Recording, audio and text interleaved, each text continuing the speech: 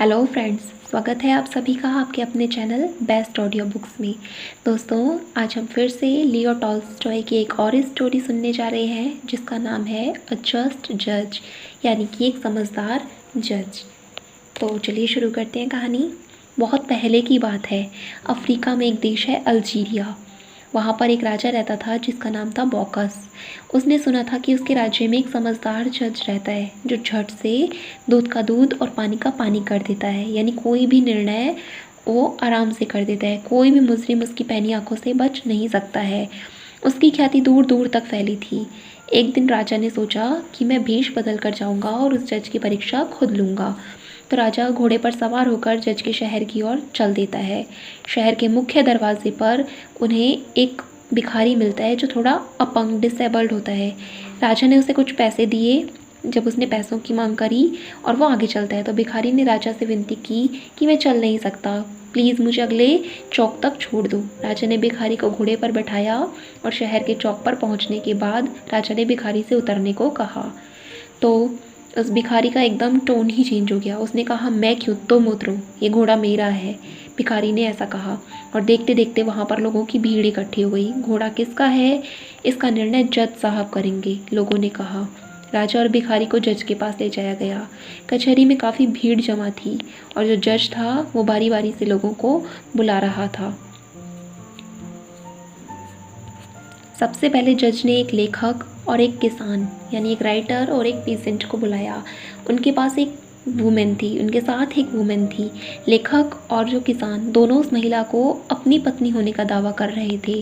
तो जज ने दोनों पक्षों की काफ़ी दलीलें सुनी और कहा, तुम इस महिला को आज मेरे पास यहीं छोड़ जाओ और कल आना। इसके बाद जज के सामने एक कसाई और तेली की पेशी हुई। कसाई के कपड़ों पर खून की छींटें पड़ी थी और तेली के हाथों में तेल लगा हुआ था। कसाई के हाथ में एक थैली थी जिसमें पैसे थे और वो दोनों लोग उस थैली को अपना बता रहे थे। जज ने कुछ देर सोचकर कहा कि पैसों की थैली भी तुम यहीं छोड़ दो और कल आना। अंत में बारी आई उस राजा और भिखारी की। उनकी भी दलीलें सुनी गई। दोनों पक्ष घोड़े पर अपना अपना दावा पेश कर रहे थे। जज ने कुछ देर तक सोचा और घोड़े को कहा कि आज यहीं पर छोड़ जाओ, मतलब उन व्यक्ति से कहा कि घोड़े को यहीं पर छोड़ जाओ और कल आना। जज के निर्णय को सुनने के बाद फिर से अगले दिन कचहरी में लोगों का बड़ा हुजूम हुआ। वो चाहते थे कि आज क्या निर्णय होगा और किस तरह से वो जज तीनों का फैसला करेगा।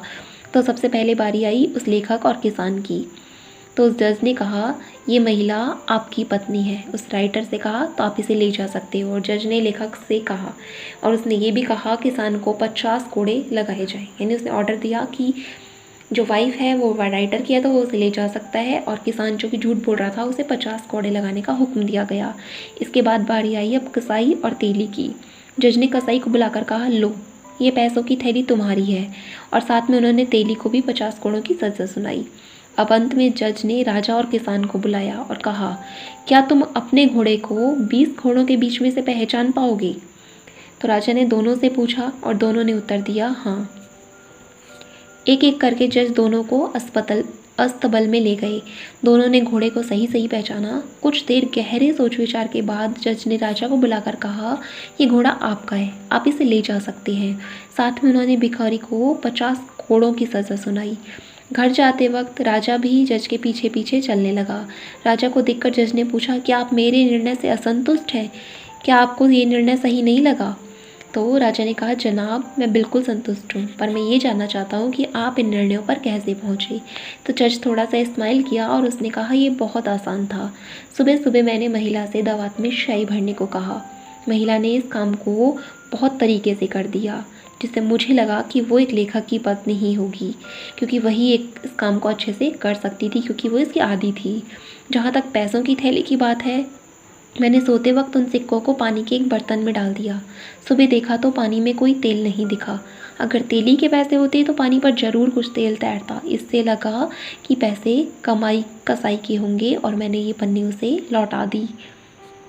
घोड़े का मामला थोड़ा पेचीदा था। मैं आप दोनों को अस्तबल में घोड़े की पहचान करने के लिए नहीं ले गया था। दरअसल मैं ये देखना चाहता था कि वो घोड़ा आपको पहचानता है या नहीं।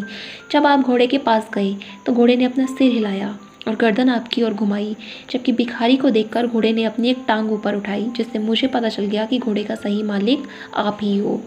फिर राजा ने जज से कहा कि मैं कोई व्यापारी नहीं हूँ, मैं यहाँ का किंग बॉकस हूँ। मैंने आपके इंसाफ की काफ़ी तारीफ़ सुनी थी और बस उसी को देखने के लिए मैं यहाँ आया था। आप वाकई में एक काबिल न्यायाधीश हैं। आप मुझसे जो भी इनाम चाहते हैं मैं आपको दे सकता हूँ।